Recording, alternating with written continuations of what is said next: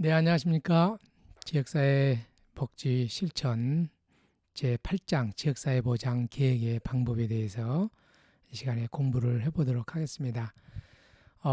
현재 그 각각의 그 지역마다 지역사회 보장 협의체가 있어서 그 지역의 지역복지 문제를 공공과 민간이 같이 계획을 수립해서 이렇게 장기적으로 이렇게 계획을 수립해서 나가고 있는데요.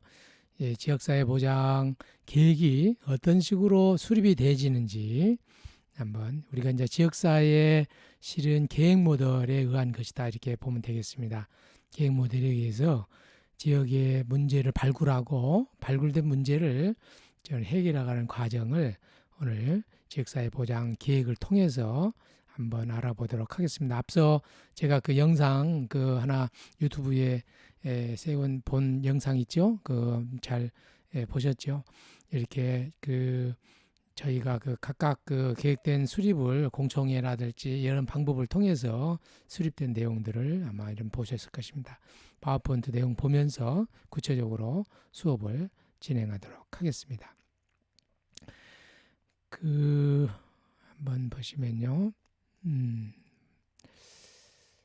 자, 그 자, 자 지역사회 보장 계획은 일단은 사회복지는 가장 중요한 것이 욕구를 파악하는 거죠. 그래서 설문을 통해서 하든지 여러 가지 다양한 방법을 통해서 그 질적 인터뷰라든지 인터뷰나 또는 면담을 통해서 조사를 하든지 내지는 공청회를 통해서 하든지 내지는 설문조사를 통해서 하든지 이렇게 파악하여 그러한 욕구를 충족하고 해결하기 위한 그래서 그러한 서비스의 공급 체계를 확보하는 활동이다. 이렇게 정의할 수 있겠습니다.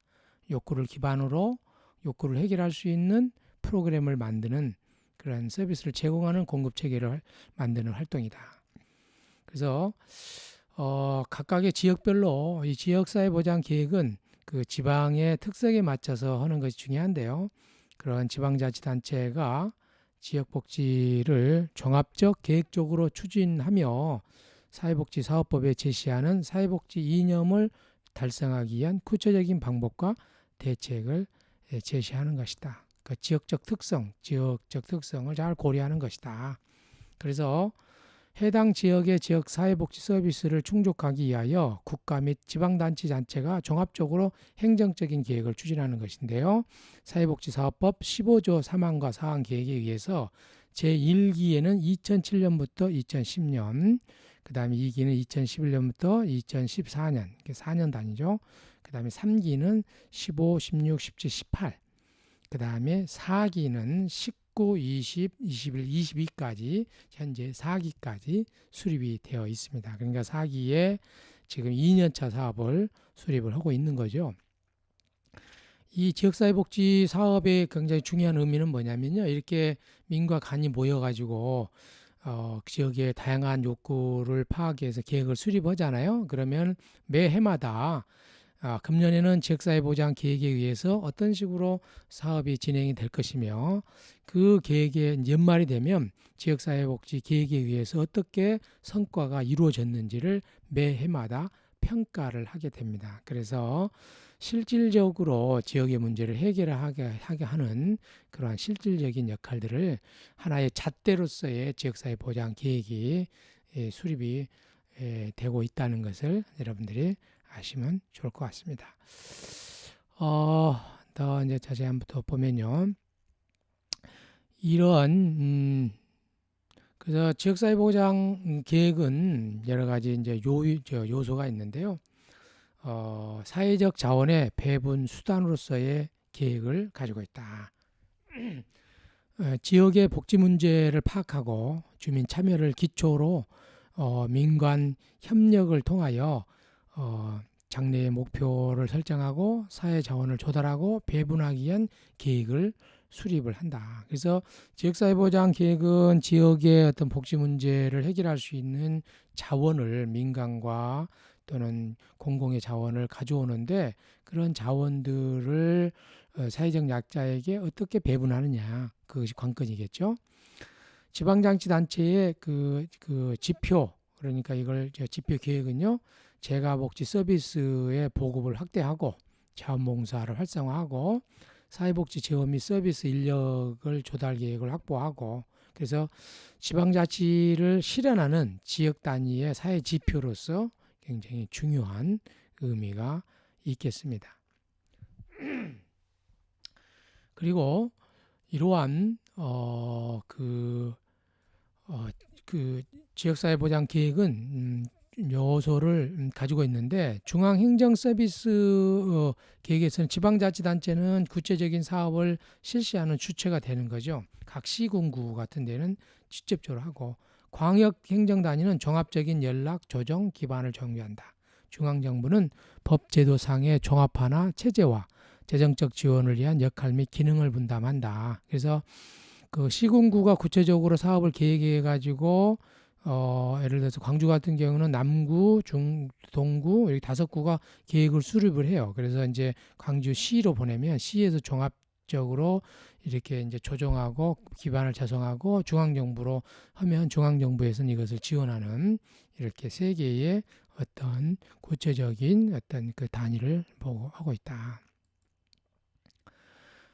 지역사회보장 계획의 구체적인 이념은 기본 인권을 존중한다. 그 사람이 가지고 있는 사회적 지위나 또는 능력, 그런 것뿐만 아니라 기본적으로 인간이 가지고 있는 인권을 존중하는 방법에서 인권이 존중되지 않는 계층들의 인권을 향상시키고, 지역에 있는 사람들의 삶의 질을 향상시켜서 사회적 연대를 향상시킨다. 예. 그래서 삶의 질이라는 것은 어떻게 보면은 지역에 있는 사람들이 서로 협력해서 서로 돕고 사는 사회적 연대가 실은 삶의 질의 중요한 지표입니다. 그래서 내가 경제적으로 풍요할지라도 서로 사람들 간의 연대가 없다 그러면 그건 삶의 질이 높다 할 수 없겠죠. 그 다음에 지역의 특성을 고려를 한다. 예, 지역의 특성이 굉장히 중요하다. 그래서 그 지역만이 가지고 있는 욕구가 있는데 그 욕구를 어떻게 해결할 것인가. 민관 협동과 주민 참여가 굉장히 중요하다. 민과 간이 협동하고 그다음에 주민들이 서로 협력해서 이 일을 해결해 나가는. 그래서 이제 우리가 복지 국가가, 그 전에 이제 우리가 복지라는 것이 이제 국가가 모든 것을 책임이 지는 복지 국가에서 복지 사회로 갔는데, 사회라는 것은 뭐냐면은 그 지역에 있는 문제를 국가와 민간이 같이 협력해서 복지 문제를 해결한다는 말이거든요. 예, 그래서 이제 그러한 그것은 이제 거버넌스다, 그래서 이제 협치다 이렇게 이야기하는데요.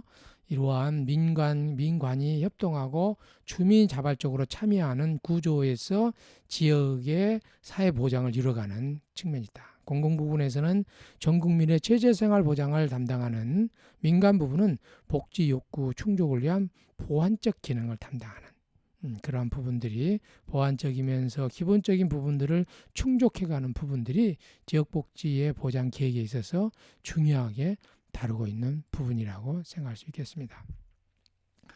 지역사회 보장 계획과 주민 참여에 있어서 중요한 부분들이 이제 이렇게 보시는 것처럼 그 주민의 참여가 굉장히 중요한데요. 지역의 주민 참여를 대전제로 하고 있다. 그러니까 이제 참여라는 것이 하나의 그 서비스의 욕구의 대상이 되면서도 서비스를 제공하는 또 주체가 되고, 또 공동으로 정책을 만드는 정책을 만들어가는 그 공동 정책 개발자로서의 역할을 주민 참여를 통해서 만들어가고 있다, 이렇게 보면 되겠습니다. 더불어 사는 사회를 만들어간다. 지역 주민이 상호의 연대와 시스템이 필요하는 거죠. 남녀노소의 적극적인 참여를 보장한다. 모든 구성원이 지역사회 문제에 관심을 가지고 해결을 위한 의사결정을 해야 하도록 하는. 그래서 요즘에는 이제 뭐 협치 많이 이야기하죠. 협치한다. 그다음에 지역사회보장 계획의 핵심은 협치거든요. 그래서 지역의 많은 사람들이 여기에 그 지역에 내가 관심을 갖고 있는 지역에 참여한다. 근데 이게 단순하게 그 참여라는 측면이 중요한 게 아니고 가서 그 중요한 의사결정에 권한을 가지고 참여한다는 거죠. 그전에는 그냥 관이 만들어 놓은 장애, 민간이 그냥 자원이 인력을 동원하는 측면이 있다고 그러면 그게 아니고 이제는 그 의사결정할 수 있는 권한을 나눠 갖는 거지요. 그것이 진정한 협치다. 이것이 요즘에 이제 협치를 이야기하고 있는 사람들이 주장이거든요. 그 권한을 가지. 그래서 이제 우리가 어떤 사회단체나 내지는 어떤 모임에 사람들이 참여하지 않는 것은 권한이 없기 때문에 참여하지 않는 거거든요. 내가 참여해봤자 결국은 힘 있는 몇 사람이 참여하는데 내가 뭐대로 하느냐. 그런데 내가 어떤 것에 참여해서 내 의견이 반영돼 가지고 정책이 수립이 되고 나갈 수 있다고 그러면 이것이 충분히 갈 수 있는 여지가 있는 거거든요. 그래서 이제 지역사회보장 계획은 협치에 굉장히 중요한 모델인데 협치는 참여를 넘어 권한을 같이 나눠서 갖는 것이다. 이렇게 우리가 좀 의미를 가져보면 좋을 것 같습니다. 그래서 그다음에 지역 복지 문화를 창조한다. 주민 생활이 뿌리를 내린 사회적 활동을 축적하고 각 지역마다 개성 있는 행동 양식이나 태도를 만드는 복지 문화를 창조해가는 그러한 측면이 중요한 측면이 되겠습니다. 그 다음 지역사회보장 계획의 기본 목표는 몇 가지로 나누어서 볼 수 있겠는데요. 생활 문제를 극복을 위한 지역 주민의 적극적인 참여. 요즘 마을 만들기나 마을 교육 공동체라든지 이걸 통해서 지역 주민의 적극적인 참여를 지금 유도하고 있죠. 그래서 지역 주민의 자주적인 활동과 서비스를 연계하는 것이 굉장히 중요하다. 지역 주민의 주체의 지역복지 서비스를 실현하는 것이 중요하다. 예. 그러니까 그전에는 지역의 주민들이 복지의 그냥 수혜자였어요. 그러나 이제는 주체로서 서비스를 받음과 동시에 서비스를 만들어내는 정책 개발자로서 같이 참여한다는 거죠. 그래서 서비스 이용자 자신의 역량을 강화해서 그렇게 하려고 그러면 지역 내 다양한 네트워크를 활용하는, 그래서 요즘에 풀뿌리 네트워크, 조그만 지역 주민들이 참여를 통해서 문제를 해결하는 방향으로 가고 있다. 종합적인 서비스 지원 체계를 확립하는 것이 필요하다. 접근성이 가능한 곳에서 상담이나 서비스를 받을 수 있는 체계를 구축하는 것. 생활 관련 분야와 연계해야 된다. 복지나 보건, 의료, 교육, 취업, 주택, 환경, 지역 만들기. 그래서 사회복지가 가지고 있는 중요한 어떤 정체성이나 이 측면들이 무엇이 중요하냐면요. 그 네트워크 굉장히 중요하게. 그것도 이제는 복지나 보건이나 의료, 교육 이런 다양한 주체들이 모여서 문제를 해결하려고 하는 이러한 네트워크 사고가 굉장히 중요하다. 왜 네트워크가 중요할까? 그 네트워크라는 것이 협치에 굉장히 근간이 되는데, 협치라는 것은 서로 협력해서 문제를 하잖아요. 그 사회복지 마인드가 없는 사람들의 협치는 제가 봐서는 어떤 그 지역의 문제를 잘 해결한다. 복잡한 문제를 쉽게 해결할 수 있다는 전제가 깔려 있어요. 그런데 사회복지적 가치를 조금 더 이렇게 제가 이렇게 투사해서 본다고 그러면, 사회적인 약자 입장에서 첫째는 자원의 총량이 커져요. 예를 들어 네트워크를 구성을 통해서 의료라든지 교육이라든지 취업이라든지 주택이라든지 이런 것이 네트워크를 통해서 주어지게 되면 원스톱으로 그 사람의 그 클라이언트가 가지고 있는 다양한 복지 욕구를 포괄적으로 적응함으로써 자원의 총량이 커질 수 있는 여지가 크다는 거죠. 이러한 측면이 굉장히 중요한 측면이 있다는. 그래서 이제 클라이언트에게 주어지는 자원의 총량이 크고 클라이언트 중심적으로 서비스를 줄 수 있다는 것이 바로 지역사회 보장 계획, 지역사회 복지 계획에 있어서 네트워크의 중요성이다.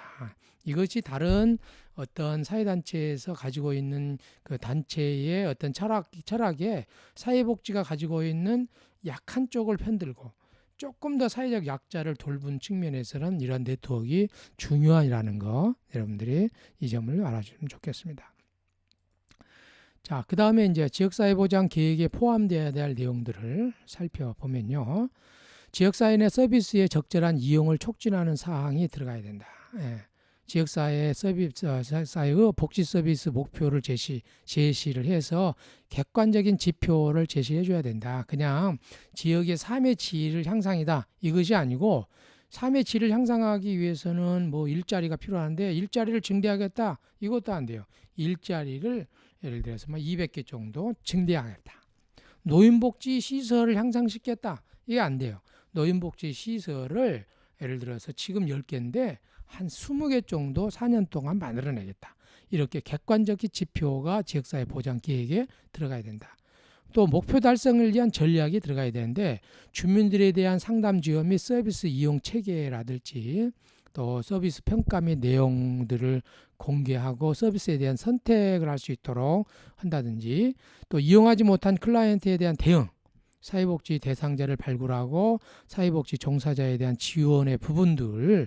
그래서 이제 사회복지 서비스가 많이 있어도 이용자가 접근하지 못했을 경우는 어떻게 해야 될 것인가. 요즘에는 지금 찾아가는 서비스가 많이 하잖아요. 그래서 굉장히 우리가 복지 서비스가 많이 있음에도 불구하고 뭐 세모자녀 뭐 자살 사건이라든지 죽은 사건들이 많아요. 그래서 요즘에는 사각지대의 복지 서비스를 어떤 식으로 우리가 이제 많이 이게 보완할 것인가가 많이 굉장히 중요하게 생각하고 있죠. 또 이용자의 권리를 옹호하는 부분들, 이런 부분들이 들어가야 된다. 다음으로 지역사회 보장 계획에 포함될 내용은요. 지역의 사회복지 증진을 목적으로 하는 사업의 발전에 관한 사항들, 공공 및 민간 서비스 연계를 어떻게 할 것인지, 복지, 보건, 의료 및 생활에 관련된 기타 분야를 어떻게 연계할 것인지, 그래서 클라이언트 중심으로 어떤 식으로 복지 서비스를 연계해서 줄 것인지 중요한 사항이 되겠습니다. 지역복지 활동에 주민 참여를 촉진하는 사항. 네, 그렇죠. 이게 핵심적인 거죠. 그래서 주민이 그래서 이제 협치에 관련된 세미나나 이런 데 참여를 해보니까요. 어떤 측면들이 있냐면 실은 협치의 시작은 민간으로부터 출발한 것이 아니고 관공서로부터 역설적에도 출발을 했어요. 국가가 협치를 하자고 나선 거죠. 그런데 왜 시작이 됐느냐? 이거에 대해서 이제 협치학교 같은 데 이야기하는 내용이 제가 들어보니까요. 우리가 민선이 되면서 민간에 이제 시장님도 나오고 구청장님도 나오고 그랬잖아요.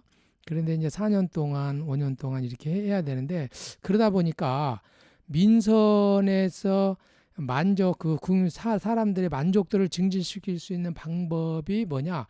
국가에서 해줄 수 있는 것은 한정이 돼 있어요. 그런데 그 한정에 따라서 한정이 있는데 그래서 예산을 효과적으로 쓰면서 만족도를 줄일 수 있는 방법은 민간이 자신의 의견을 내서 문제를 제기하고 정책 과정에 참여해서 그 정책을 공동으로 정책을 만들어서 공동으로 실천하게 되면 그러면 그 결과가 어떻든 간에 실은 만족도는 그대로다는 거죠. 만족도가 높아진다는 거죠. 그 결과가 어떻든 간에. 그래서 민간이 참여해서 직접적으로 군과 이게 시와 같이 군과 같이 진행을 하면요. 그 결과가 어쨌든 간에 만족도는 증진한다는 거죠. 만족도가 증진하면 어떻게 되겠어요? 차기의 선계에 도움이 되겠죠. 그래서 어떤 정치적이고 또 민선이 되면서 출범한 그러한 협치가 그러한 어떤 정치적인 측면도 있어요. 예. 그래서 이러한 어떤 측면에서 할 때도 이러한 주민 참여를 촉진하는 것들이 실은 그 정치적인 정책적 측면에서 도움이 되면서도 그러면서도 민간도 그 만족도가 유지된다는 거죠. 그래서 적극적으로 주민 참여를 하는 거예요. 예. 그래서 이게 이제 협치에 반해 모든 만족도가 있는 조직들, 지역사회나 또는 뭐 그다음에 어떤 그 회사라든지 이런 데 보면요. 협치로 주로 나아가고 있어요. 학교도 그렇고 제가 봐서는 교회도 그렇고 종교단체도 그렇고 모든 단체에 이제는 강력한 리더자가 필요한 것이 아니고 모든 사람들이 같이 참여해서 의견이 내 가지고 그것이 수렴되고 모두 다가 리더가 될 수 있는 구조, 그것이 그 좋은 어떤 그 소속감을 들 수 있는 만족도가 증질 수 있는 된다는 거죠. 그래서 사회복지사가 있는 조직에서는 모두 다가 주인인, 모두 다 의견이 수렴되어지는 방향으로 공동의 지혜로 나아가는, 그것이 굉장히 화두예요. 어떻게 공동의 지혜로 나갈, 한두 사람의 지혜가 아니고 공동의 지혜로 나갈 것인가, 이것이 실은 요즘에 굉장히 화두다, 이런 것을 여러분 아셔야 돼요. 그래서 지역사회복지 활동에 주민 참여를 촉진하는 사항으로는 각종 단체 활동을 지원하고 조직하고 동기를 부여하고 또 인재를 양성한다. 사회복지사 종사자라든지 사회복지의 기능을 강화해서 그 지역의 복지를 활성화시킬 수 있는 방향으로 가도록 하는 것이 포함되어야 된다. 지역사회 보장 계획의 수립의 체제와 과정을 보면요. 먼저 기초자치단체의 계획의 지역복지 계획의 수립 계획 내용들 한번 살펴보겠는데, 이것은 2교시 때 하도록 하겠습니다. 1교시 때 앞에 부분들 전반적인 내용들 살펴봤는데요. 이 내용들 한번 이렇게 한번 공부 하셨는데, 잠깐 쉬었다가 2교시 때 여러분 찾아뵙겠습니다. 수고 많으셨습니다.